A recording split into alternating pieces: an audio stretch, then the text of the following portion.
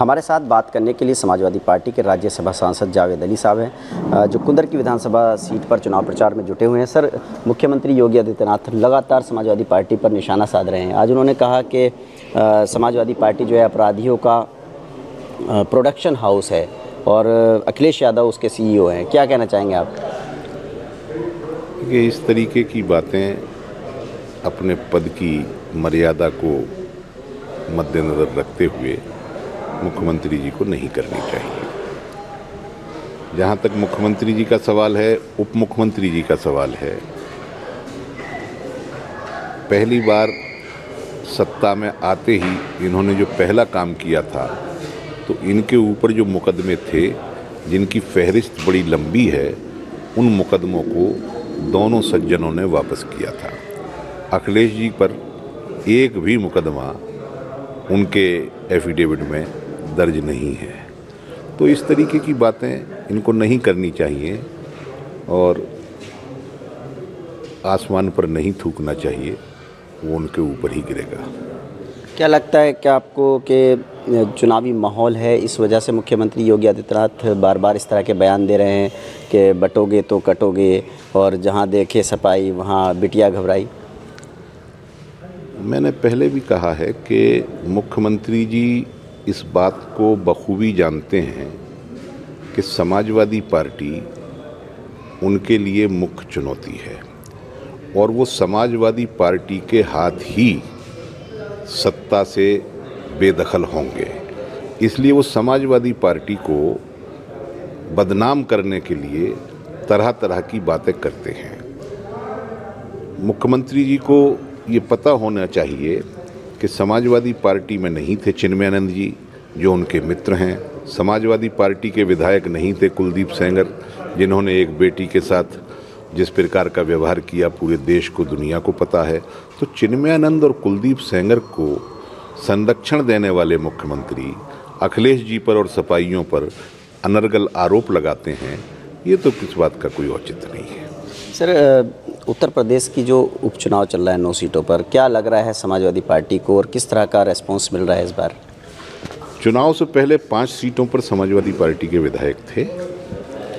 एक सीट हमारे समर्थन से मीरापुर की, वो पहले हमारे सहयोगी थे, अब किसी परिस्थितियों में वो बीजेपी के सहयोगी हो गए, उनको जीती थी, वो भी हमारे सहयोग से जीती थी। तो 6 सीटों का हमारा पुराना हिसाब है इन 9 सीटों में से। लेकिन हम ये समझते हैं कि भारतीय जनता पार्टी जिस तरीके से अपना विश्वास जनता के बीच में खोती जा रही है, हमारी संख्या 9 में बढ़कर के 8 तक पहुंचेगी और भारतीय जनता पार्टी को शायद एक ही सीट पर संतोष करना पड़ेगा। महाराष्ट्र में जो है उलेमा काउंसिल ने रिजर्वेशन मांगा है, शर्तें रखी हैं 17 कि अल्पसंख्यकों को रिजर्वेशन दे, तभी वो जो है महाअघाड़ी गठबंधन को समर्थन करेंगे। तो क्या आरक्षण होना चाहिए मुस्लिमों के लिए?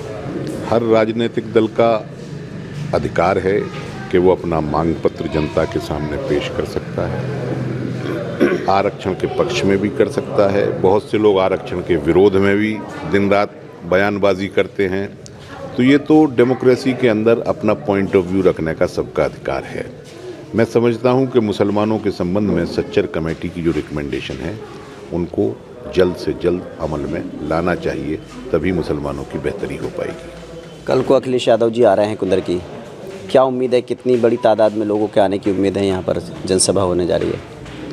अखिलेश जी का क्षेत्र है, समाजवादी पार्टी का क्षेत्र है, बड़ी जनसभा होगी और योगी जी यहाँ जितनी मिला करके 5-7 सभाएं कर गए हैं अब तक, उन सब का मजमुआ इस सभा में आप देख सकते हैं। इतनी ही बड़ी संख्या में यहाँ लोग होंगे जितना उनके 5-7 रैलीज में रहे।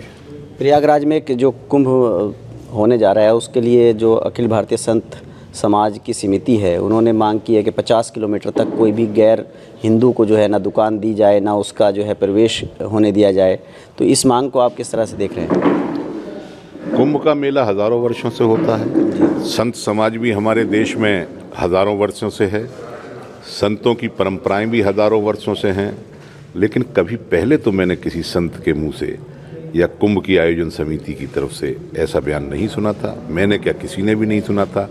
दरअसल ये भारतीय जनता पार्टी के लोग इस तरीके के बयानात उनसे दिलवाते हैं।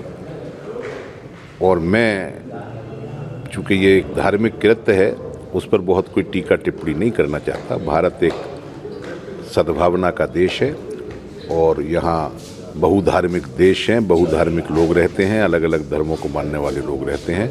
इसकी सद्भावना, इसका सौहार्द कायम रहना चाहिए, यही हम उम्मीद करते हैं। कि समाजवादी पार्टी के सांसद का साफ तौर पर कहना है कि भारतीय जनता पार्टी जो है वो चुनाव में, क्योंकि मुख्य मुकाबले में समाजवादी पार्टी ही है, इसलिए वो निशाने साध रहे हैं और उनको लगता है कि समाजवादी पार्टी जो है मुख्यमंत्री योगी आदित्यनाथ को सत्ता से बेदखल कर देगी, इसीलिए मुख्यमंत्री योगी आदित्यनाथ इस तरह के बयान दे रहे हैं। Vaidur Rahman, ABP news network, Moradabad.